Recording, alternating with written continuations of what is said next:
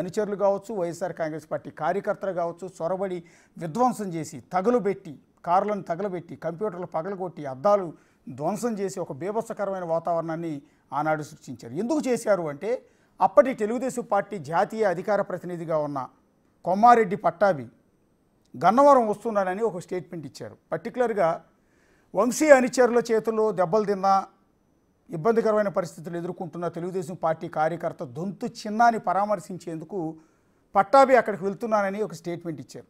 ఆ ప్రకటన రాగానే ఆయన అడ్డుకునేందుకు నువ్వు రావడానికి వీల్లేదంటూ అప్పటి వైఎస్ఆర్ కాంగ్రెస్ పార్టీ శ్రేణులు, వల్లభనేని వంశీ అనుచరులు రోడ్డు మీదకి వచ్చి గలాటా ప్రారంభించారు. దాన్ని అడ్డుకునేందుకు తెలుగుదేశం పార్టీ కార్యకర్తలు కూడా రోడ్డు మీదకి వచ్చారు. ఈ దశలోనే రెండు వర్గాల మధ్య తీవ్ర ఉద్రిక్త పరిస్థితి ఏర్పడింది. అక్కడికి పట్టాభి చేరుకున్న తరుణంలో ఆయన పైన కూడా దాడి జరిగింది. ఆ తర్వాత పట్టాభిని అరెస్ట్ చేసి తోట్లవల్లూరు పోలీస్ స్టేషన్ కూడా తరలించారు. సో ఎంటైర్ వివాదానికి మూల కారణం తెలుగుదేశం పార్టీ ఆఫీస్ మీద దాడి అయితే, రెండోది అక్కడికి వెళ్ళిన పట్టాభి. ఒకసారి ఆయన పట్టాభి గారు ప్రస్తుతం మనకి లైవ్లో అందుబాటులో ఉన్నారు. ఆయన ఆంధ్రప్రదేశ్ స్వచ్ఛాంధ్ర కార్పొరేషన్ చైర్మన్గా కూడా ఉన్నారు. పట్టాభి గారు, అసలు ఏం జరిగింది ఆ రోజు? ఎందుకు మీరు Gannavaram వెళ్ళాలనుకున్నారు?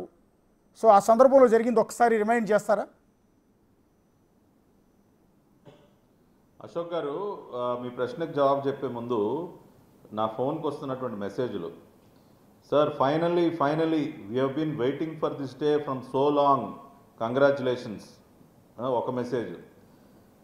Sir this is the day we have been waiting for, this psycho should be taught a lesson అని ఇంకొక మెసేజ్.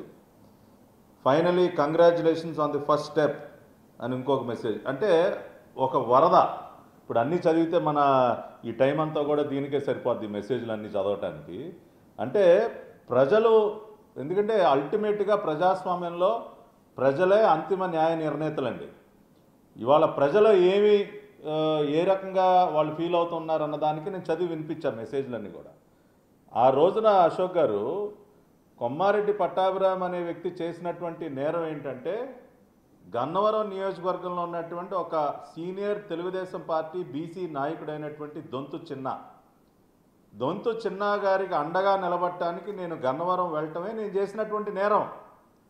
జగన్మోహన్ రెడ్డి గారి ప్రభుత్వ హయాంలో ఏంటంటే, దళితులు, బలహీన వర్గాల పైన దాడులు చేయటం అనేది వాళ్ళకు అలవాటుగా చేసుకున్నటువంటి పని. ఒక డ్రైవర్ సుబ్రహ్మణ్యాన్ని చంపి డోర్ డెలివరీ చేయటం కానీ, ఒక డాక్టర్ సుధాకర్ని చిత్రహింసలు గురి చేయటం కానీ, వరప్రసాద్ శిరోమండనం కానీ, డాక్టర్ అనితారాణి కానీ, ఇట్లా చెప్పుకుంటూ పోతే లిస్టు ఇవాళ సరిపోదు.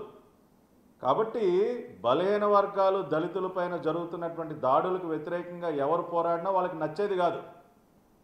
నేను గన్నవరానికి ఆ రోజున దొంతు చిన్నా గారిని తీసుకుని పోలీస్ స్టేషన్కి వెళ్ళి, నేనేమి అక్కడ వాళ్ళపైన ఎదురు దాడులు చేయడానికి వెళ్ళలేదే, నేను వెళ్ళింది గన్నవరం పోలీస్ స్టేషన్కి అండి.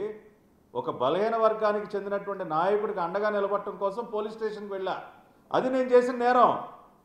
జగన్మోహన్ రెడ్డి గారికి హయాంలో ఎవరు కూడా మాకు న్యాయం చేయండి అని పోలీస్ స్టేషన్ కూడా వెళ్ళకూడదు. వాళ్ళు ఎన్ని దుర్మార్గాలు చేసినా, ఎవరిని చంపినా, ఎవరిని చితగ్గొట్టినా, ఎన్ని ఆస్తులు తగలబెట్టినా అందరూ ఇళ్లలో కూర్చోవాలి. పోలీస్ స్టేషన్కి కూడా వెళ్ళకూడదు అశోక్ గారు. అది కూడా నేరమే. ఆ నేరమే నేను చేశాను ఆ రోజున. నేను గన్నవరం ఎంటర్ అవుతున్నటువంటి సందర్భంలోనే, గన్నవరం ఎంట్రన్స్లోనే ఈ సైకో వంశీ యొక్క పార్టీ ఆఫీస్ ఉంటుంది. అక్కడ దాదాపుగా 200 మంది ఆల్రెడీ గుమ్మిగూడి ఉన్నారు.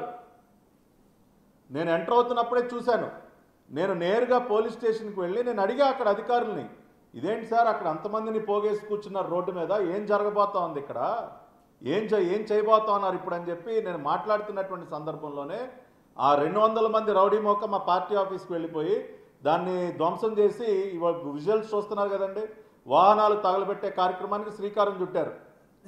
నేను పోలీస్ స్టేషన్లో ఉండి గట్టిగా నిలదీసా, ఇదేంటి సార్ మేము న్యాయం చేయండి అని మీ దగ్గరికి రావటం ఏంటి, రెండో పక్కన మా ఆఫీసు నేను వాహనాలని తగలబెట్టడం ఏంటి సార్, అసలు ఏం జరుగుతూ ఉంది గన్నవరంలో అని చెప్పి నేను గట్టిగా నిలదీసేసరికి అప్పుడు అక్కడ ఉన్నటువంటి సిఐ బయలుదేరి అక్కడికి వెళ్ళటం జరిగింది. కానీ అప్పటికే జరగాల్సిన విధ్వంసం అంతా జరిగిపోయింది.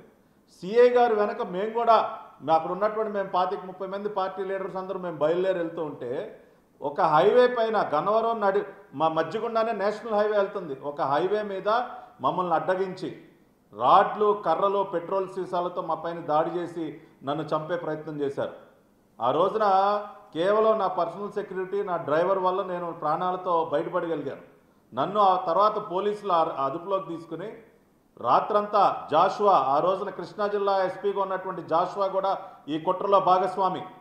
వంశీకి వైసీపీ నాయకులకి తొత్తుగా మారిపోయినటువంటి ఆ రోజున జిల్లా ఎస్పీకి కూడా తెలుసు వాళ్ళు ఏం చేయబోతా ఉన్నారో తెలుసు. వాళ్ళందరూ కూడా కుమ్మక్కయ్య, జిల్లా ఎస్పీ కూడా వంశీతో కుమ్మక్కయ్యి ఈ రోజున ఈ అరాచకానికి పాల్పడ్డాడు. నన్నేమో తోటలవల్లూరు స్టేషన్ తీసుకెళ్ళి 3rd డిగ్రీ సార్, నా పైన 3rd డిగ్రీ ప్రయోగించి చిత్రహింసలు గురి చేశారు. ఆ రోజున నా పైన ఉన్నటువంటి గాయాలన్నీ కూడా నేను లైవ్లో ఆ తర్వాత మీడియాకు కూడా చూపించడం జరిగింది. మేజిస్ట్రేట్ గారి ముందు వాంగ్మూలం కూడా ఇవ్వటం జరిగింది. కాబట్టి ఓవరాల్గా ఈ గన్నవరం సంఘటన మొత్తానికి మూల కారణం ఏంటి అంటే ఒక బలహీన వర్గానికి చెందినటువంటి చిన్న అనే వ్యక్తికి అండగా వెళ్ళటమే ఆ రోజున వాళ్ళ దృష్టిలో నేరం. పోలీస్ స్టేషన్కి వెళ్ళి ఒక బలహీన వర్గ నాయకుడికి న్యాయం చేయండి అని అడగటమే ఆ రోజున మేము చేసినటువంటి నేరం అశోక్ గారు. అందుకనే ఇంత విధ్వంసం సృష్టించారు. ఒక్కసారి మీరు ఆలోచిస్తే అశోక్ గారు, ఇతను వంశీ అనే వ్యక్తి, వాళ్ళు వంశీకి అనుకూలంగా చాలామంది ఈ సైకో మోకలందరూ బయటకు వచ్చి మాట్లాడుతూ ఉన్నారు. మాకు కూడా ఇక్కడ గుణదల్లో ఒక పిల్ల సైకో ఉంటాడు అవినాష్, అదేవిధంగా ఇంకా చాలామంది. వీళ్ళందరిని అడుగుతా ఉన్నా, ఏ ముఖం పెట్టుకుంటే వాళ్ళు అతనికి మీరు మద్దతుగా మాట్లాడుతూ ఉన్నారయ్యా? ఏ ముఖం పెట్టుకుని మాట్లాడుతూ ఉన్నారు మీరు? దేవత లాంటి భువనమ్మ గారి పైన అతను చేసినటువంటి వ్యాఖ్యలను మీరు సమర్థిస్తారా? ఒక మహిళ పైన అంత అసభ్యంగా మాట్లాడటాన్ని మీరు సమర్థిస్తారా? ఒక బలహీన వర్గ నాయకుడి పైన, చిన్న పైన దాడి చేయటాన్ని మీరు సమర్థిస్తారా? ఆ తర్వాత కాలంలో అశోక్ గారు మీకు గుర్తుండే ఉంటుంది, ఇవాళ కడప ఎమ్మెల్యేగా ఉన్నటువంటి మాధవి గారు ఆ రోజున విజయవాడ వచ్చి ఎయిర్పోర్ట్ బయట ఎలక్షన్ నియమాలకు విరుద్ధంగా పెద్ద పెద్ద బ్యానర్లు పెడితే అక్కడ ఆవిడ నిలబడి ఫోటోలు తీసి ఎలక్షన్ కమిషన్ ఫిర్యాదు చేద్దామని ఆవిడ ఫోటో తీస్తూ ఉంటే ఒక మహిళను కూడా చూడకుండా ప్రస్తుత కడప శాసనసభ్యురాలపైన ఆ రోజున వంశీ రౌడీ మొక్కలు చేసినటువంటి దాడి ఏంటండి? అంటే వీళ్ళకి బలహీన వర్గాలంటే లెక్కలేదు, మహిళలంటే లెక్కలేదు, ఎవరు మీద పడితే వాళ్ళపైన ఈ రకమైనటువంటి